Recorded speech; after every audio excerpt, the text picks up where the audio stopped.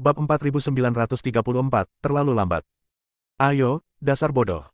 Dev melambai ke arah harimau besar itu. Dahu, bunuh dia, jangan menahan diri. Baohu meraung dengan marah. Dahu mengangguk, lalu melompat ke atas panggung. Tubuh besar harimau itu jatuh dengan keras kering, dan seluruh Baohu Fang bergetar. Debu di tanah berterbangan ke udara, membentuk kabut tipis di bawah cahaya. Matanya yang seperti lonceng tembaga menatap Dev, dengan api yang ganas menari-nari di pupil matanya, dan dua aliran udara putih menyembur keluar dari lubang hidungnya yang tebal, seolah-olah seekor binatang prasejarah yang marah sedang terbangun. Aku akan menghancurkanmu menjadi pasta, serangga kecil. Suara Dahu bagaikan gemuruh guntur, mengguncang lentera di sekitar arena dan menyebabkan api berkedip-kedip. Ada kegembiraan yang kejam dalam suaranya, seolah-olah dia telah meramalkan adegan Dev yang diremukkan menjadi pasta daging. Dev hanya tersenyum menghina, dengan lengkungan berbahaya di sudut mulutnya.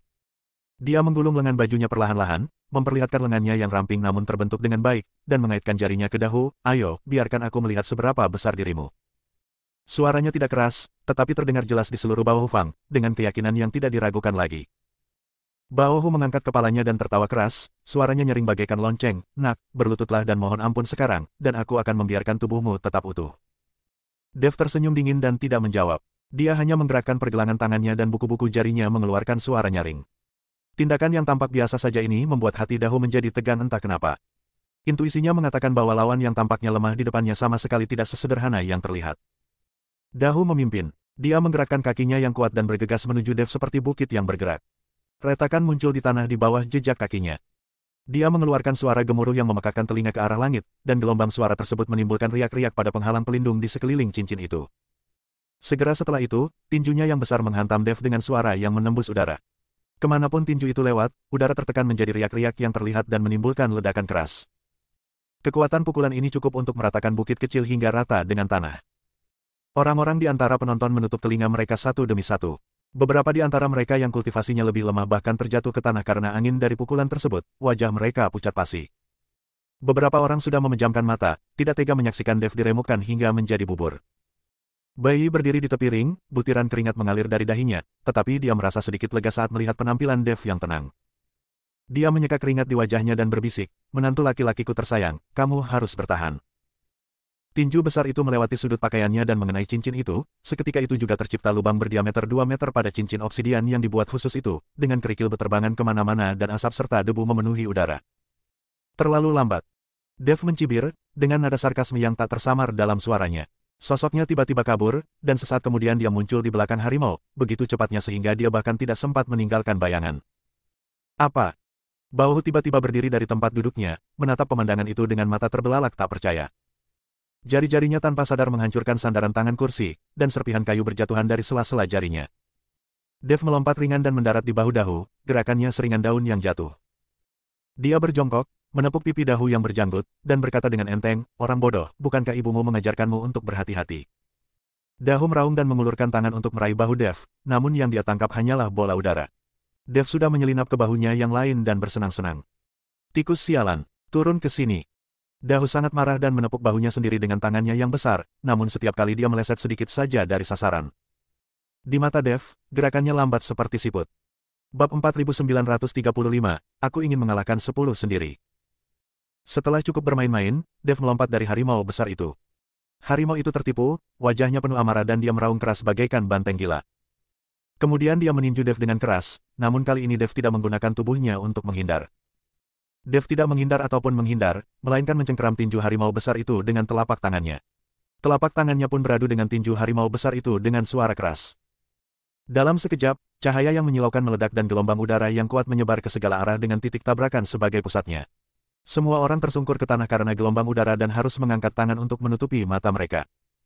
Saat cahaya memudar, semua orang terkejut saat mengetahui bahwa tinju besar Dahu telah digenggam erat oleh telapak tangan Dev, tidak bergerak sama sekali. Bagaimana mungkin? Baohu membelalakkan matanya dan berseru tak percaya. Kau tahu, kekuatan fisik Dahu tak tertandingi di pasar gelap. Dalam pertarungan sebelumnya dengan orang lain, dia selalu menghancurkan lawannya secara sepihak.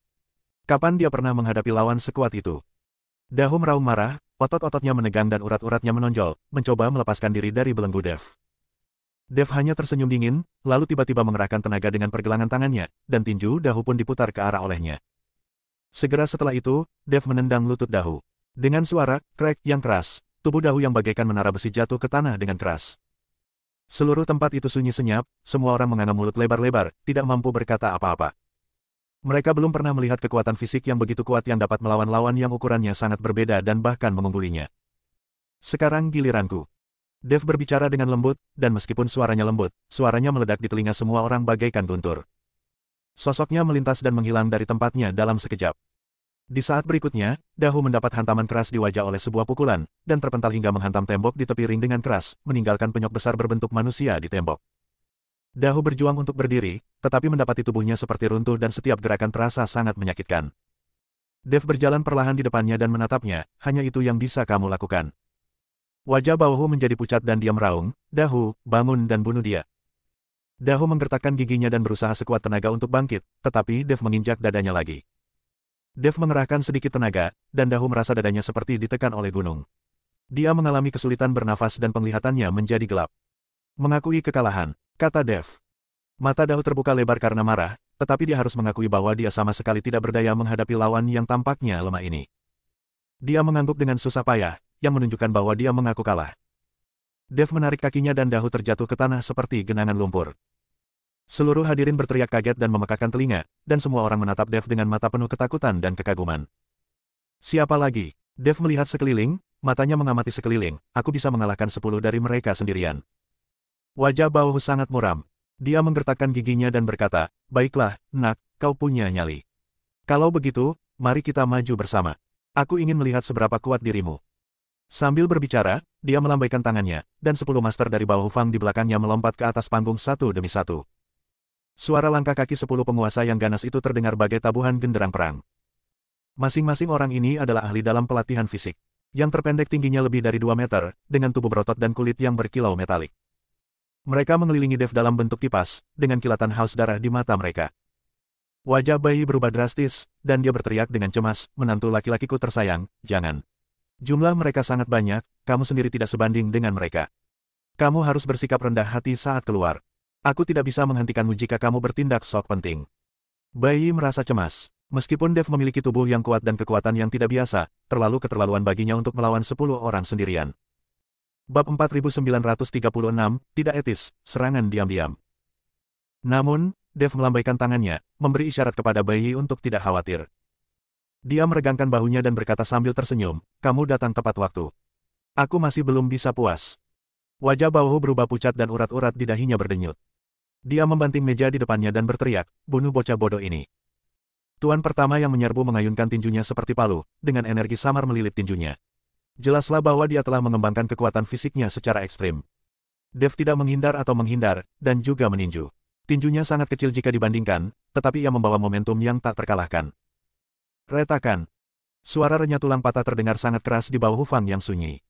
Seluruh lengan lelaki kekar itu terpelintir menjadi sudut aneh, tulang-tulang putihnya menembus kulit, dan darah menyembur keluar.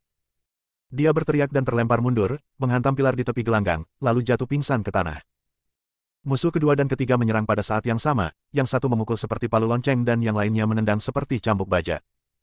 Dev bergerak cepat dan dengan mudah menghindari serangan itu, sementara tangannya dengan ringan menyentuh kedua pria itu bagaikan kupu-kupu yang terbang di antara bunga. Engah! Ah! Salah satu guru tiba-tiba muntah darah dan jatuh berlutut, yang satu lagi meratap sambil memegang kakinya yang bengkok dan cacat. Setiap serangan Dev secara akurat mengenai titik vital mereka. Meskipun tampaknya sederhana, sebenarnya mereka mengandung kekuatan penghancur yang mengerikan. Dev seperti seekor harimau di tengah kawanan domba, dan dia mampu menangani pengepungan 10 tuan dengan mudah. Gerakannya begitu cepat hingga menyilaukan. Orang-orang dari Baohu Fang bahkan tidak bisa menyentuh sudut pakaiannya. Setiap kali ia menyerang, musuh akan jatuh sambil berteriak, ada yang lengannya patah, ada yang kakinya remuk, atau ada yang pingsan. Ketika para penguasa Baohu Fang melihat kejadian ini, mereka merasa ngeri dan serangan mereka pun semakin ganas. Akan tetapi, Dev menjadi semakin berani seiring berjalannya pertempuran. Kecepatan dan kekuatannya menjadi semakin cepat. Di bawah serangannya, para penguasa Baohu Fang jatuh ke tanah satu demi satu, dengan teriakan yang terdengar satu demi satu. Semua orang tercengang. Mereka belum pernah melihat kekuatan tempur yang begitu dahsyat. Satu orang bertarung melawan 10 orang jagoan, dan bukan saja dia tidak mengalami kerugian, tetapi dia juga mengalahkan lawan-lawannya tanpa ada kesempatan untuk melawan balik. Ini sungguh di luar pemahaman mereka. Apakah ini masih manusia? Seseorang bergumam pada dirinya sendiri. Bagaimana kekuatan fisiknya bisa begitu mengerikan? Kata orang lain dengan tidak percaya. Seiring berjalannya waktu, situasi di atas ring menjadi lebih jelas. Dari 10 Master Bao Hufang, hanya 2 terakhir yang masih berjuang untuk bertahan. Mereka memandang rekan-rekan mereka yang terjatuh di sekitar mereka, hati mereka dipenuhi rasa takut dan gerakan mereka menjadi panik. Dev memanfaatkan kesempatan itu, melesat, muncul di belakang salah satu dari mereka, dan meninju bagian belakang lehernya. Pria itu merasakan layar hitam di depan matanya dan kemudian jatuh ke tanah. Segera setelah itu, Dev bergegas menuju orang terakhir dan menendangnya. Hanya dalam beberapa menit, Dev menjadi satu-satunya yang berdiri di atas ring. Para tuan Bao Hufang tergeletak di tanah dalam keadaan berantakan, mengerang satu demi satu. Darah mewarnai tanah obsidian menjadi merah, memancarkan kilau yang menakutkan di bawah cahaya. Wajah Bao Hu pucat pasi. Meskipun dia tidak mau, dia masih berkata dengan bibir gemetar, Aku menyerah. Suaranya selembut bisikan nyamuk, sangat berbeda dengan kesombongannya sebelumnya. Bai melompat kegirangan, semua kerutan di wajahnya terhapus oleh tawa, hahaha, aku kaya. Nuo King, cepat kosongkan gudang Bao Hufang untukku. Dia menggosok tangannya dan mulai menghitung berapa banyak bahan langka yang bisa dia beli dengan koin peri ini. Dev berjalan perlahan menuju Bao Hu dan menatap ke arah pemilik Bao Hufang yang tadinya sombong. Tatapan matanya dingin, seakan-akan sedang menatap seekor semut. Ingat, lain kali kamu bertemu seseorang dari Ling Hufang kita, berjalanlah mengelilinginya. Pada saat ini, secerca kekejaman terpancar di mata Bao Hu, dan dia tiba-tiba mengeluarkan belati beracun dari lengan bajunya. Belati itu bersinar dengan cahaya hijau dingin, dan jelas dilapisi dengan racun yang mematikan. Dia menusuk jantung Dev dengan dahsyat, secepat kilat. Bersambung.